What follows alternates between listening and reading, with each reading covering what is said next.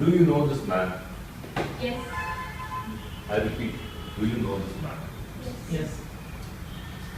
Well, we know that this is the man who gave us independence, but do you know him?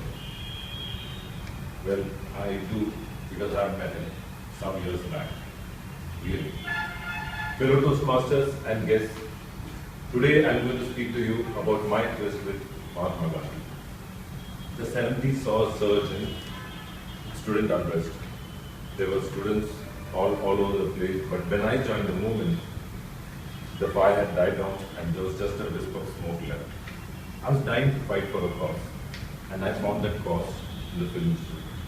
Those days the film institute was in a turmoil. The government had taken away subsidies, and we were all up in arms. We had declared a strike, and we had boycotted classes. Since my college days, I was a cadre. You know, I was the one who would echo a slogan. I would be the one to get beaten up by the police. I was not the one to make the speech, but I would be the first one to rush into the street after the speech.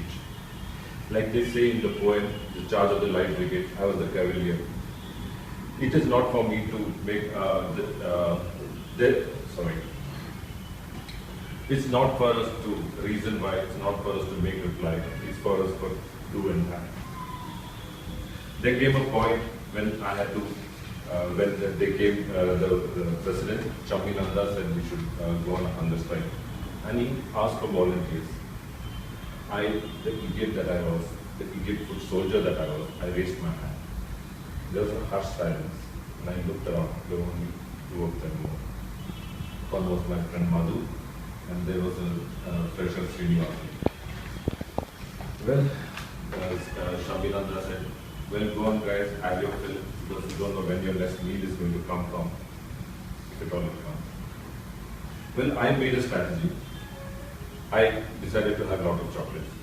Chocolates will give me calories and milk. And of course the double layered sandwich, chicken sandwich, that would sit in my stomach for 2 days at least. And the rum balls, which so enticing. But wait, my stomach was full, and so I'll give it a wait. We all went to the Shamiyan and lay down rubbing our full stomach. The first day was full of excitement, and it was till late in the night when I realized the rumbling in my stomach. I drank some water and went to sleep. The next day morning, I wake up and I see that the chocolate, the milk, the chicken had all disappeared, and I could feel the rumbling again. I drank some more water and went to sleep. The second day was uneventful, but the third day I could feel the pangs. Hunger was late feature. Its pangs were trying to eat into my nerves. I was feeling full. I drank some more water. If I could squeeze some lime and put some sugar, oh, if this water could turn into flavored milk. I wish I had eaten this from house. Till I drank some more water and went to sleep. The fourth day arrived, and there was no sign of arbitration. There was no calls from the ministry. We all looked at the telephone, waiting for it to ring. But there was something else ringing in my mind and in my stomach. Food. No, I was obsessed with food. Mornings reminded me of the beautiful, sumptuous breakfast that I would have at Hotel Lucky. Cheese omelette, bun maska, Irani chai. Afternoons, it reminded me of the Cochin. In Cochin, I used to have the guys chicken biryani, Malabar biryani, Kodikod biryani melting in my mouth.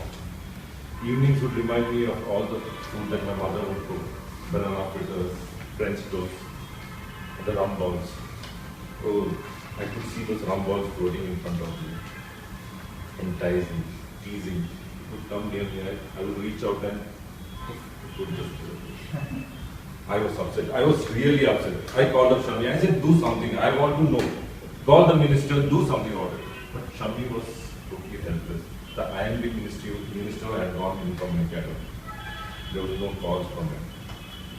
I felt very upset.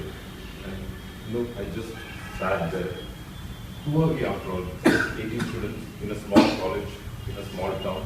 We are not even a board bank.